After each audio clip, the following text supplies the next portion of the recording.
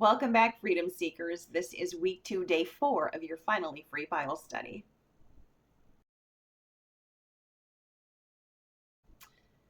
Forgiveness is a choice. Does that surprise you? One of the greatest myths about forgiveness is that forgiveness is something you have to do over and over again until it finally sticks. Absolutely wrong. I've heard so many people say, I've done this before, and yet they don't have freedom. In fact, they keep circling the same mountain of hurt, believing that they need to forgive the same offense over and over and over. Friends, forgiveness isn't something you do over and over, hoping that it would work. It is a one and done decision for each offense. If you have to do it over and over again, you didn't actually do it. It might not be your fault, however. You maybe didn't have tools to do it. You maybe didn't understand how really to engage in the deep work to heal deep wounds. When you clean your house, you know the house is clean because it's clean, not just because you went through the motions. If you simply run the vacuum over your floor without turning it on, you can say that you vacuumed, but did you really? The evidence of having vacuumed is a clean floor. Similarly, part of my job, my day job, is processing payroll. If I sit at my desk and I type a bunch of things on my keyboard and I click a bunch of buttons and yet no one actually receives a paycheck, did I process payroll? I can say I did or that I tried, but the evidence that I processed payroll is that people actually get paid. It is the outcome that determines whether a thing has been done or not. And the same is true for forgiveness. In forgiveness, the outcome is release. It is freedom. It is no longer being in bondage to that wound or regret any longer. It is actual, true healing. And you know a thing has been healed when you can touch it and it no longer hurts. We'll get to that in another lesson. Forgiveness is not an emotion. In your flesh, you will likely never feel like forgiving someone. I'm sure it wasn't a feeling for Jesus either.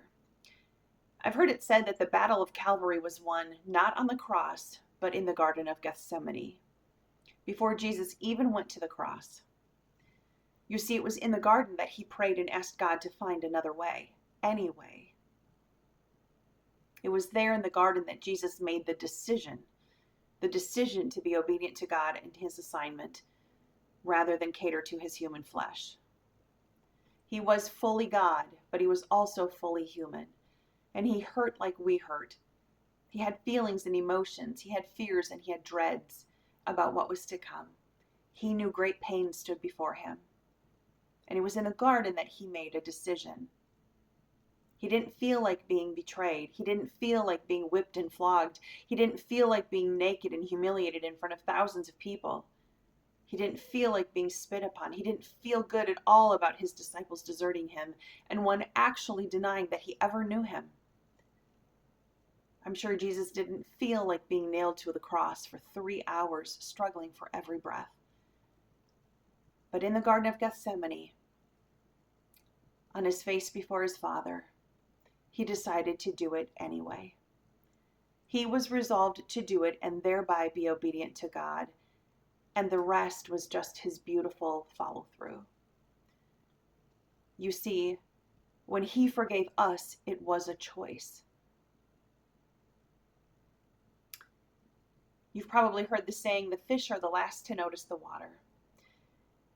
In the section in your workbook for today's lesson regarding Asherah poles, I would encourage you really to take that seriously and examine the Asherah poles that might be lurking in your life.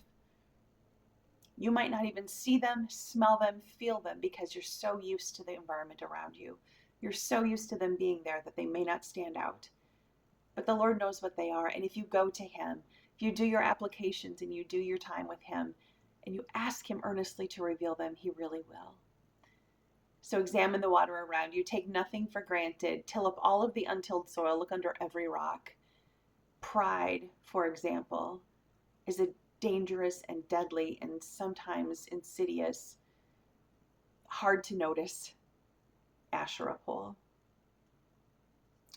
Psalm 139 verses 23 and 24 say, "Search me, God, and know my heart. Test me and know my concerns. See if there is any offensive way in me. Lead me in the everlasting way." What's interesting about that phrase, see if there's any offensive way in me, is that word offensive can also be translated idolatrous.